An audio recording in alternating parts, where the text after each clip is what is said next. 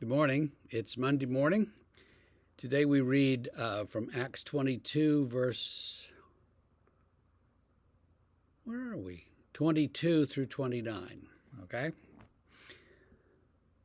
Up to this word they listened to him. Then they raised their voices and said, "Away with such a fellow from the earth, for he should not be allowed to live." And as they were shouting and throwing off their cloaks and flinging dust into the air, the tribune ordered him to be brought into the barracks, saying that he should be examined by flogging to find out why they were shouting at him like this. But when they'd stretched him out for the whips, Paul said to the centurion who was standing by, "Is it lawful for you to flog a man who is a Roman citizen and uncondemned?" When the centurion heard this, he went to the tribune and said to him, "What are you about to do? For this man is a Roman citizen." So the tribune came to him and said, "Are you a Roman citizen? Tell me." And he answered, "Yes." And the tribune answered, "I bought this citizenship for a large sum." And Paul said, "But I am a citizen by birth." So those who were about to examine him withdrew from him immediately, and the tribune also was afraid, for he realized that Paul was a Roman citizen and that he had bound him. Now here we see one of Paul's favorite techniques. He's done this before, and I think he's going to do it another time or two. He waits until they've got the whips in the air and they're just about to strike him, and he says, "Hey, question please. Is it legal for you to do this? Because I am a Roman citizen. I was born a Roman citizen, by the way. How did you get your citizenship?" And they all are like, "Whoa, whoa, whoa, whoa, whoa, we can't do this to a Roman citizen." Had they beat him uncondemned, without a trial and without the proper legal procedure, then he would have been, then he would have sued them. We would call it, he would have taken them to court, and it would have gone badly for them. Now, the tribune is simply trying to find out what's going on, because Paul has been speaking to the crowd, in Hebrew, and the Romans didn't know what he was saying. And so they're going to beat him to find out, why are these people so angry with you? Why are they yelling at you? We're going to get the answers and flog you, and then we can send you on your way, and it'll all be over. So the Romans don't speak Hebrew. That's one thing we learn. And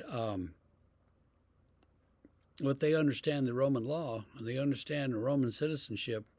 And in Rome, you could buy your citizenship for a significant amount of money, or you could be born a citizen, or you could simply live as a non-citizen. That was fine. You didn't have to be a citizen of the city. In our country, we think of people as either citizens or resident aliens or undocumented people who've snuck over the border. And we have various feelings about those categories. But everybody who's born here or who goes through certain instruction and ceremonies and things is a citizen. Well, in Rome it was different. You didn't need to be a Roman citizen. The empire was huge. Not everybody could be a Roman citizen. And many people were bound in some sort of slavery, different kinds of slavery and stuff. And so there were lots of ways to live without being a Roman citizen. That's my point. And they were all legal and they were fine. But if you were a Roman citizen, that brought special privileges, and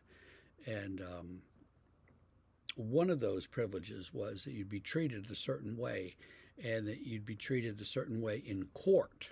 You were entitled to a trial and things. You weren't just grabbed up and beaten.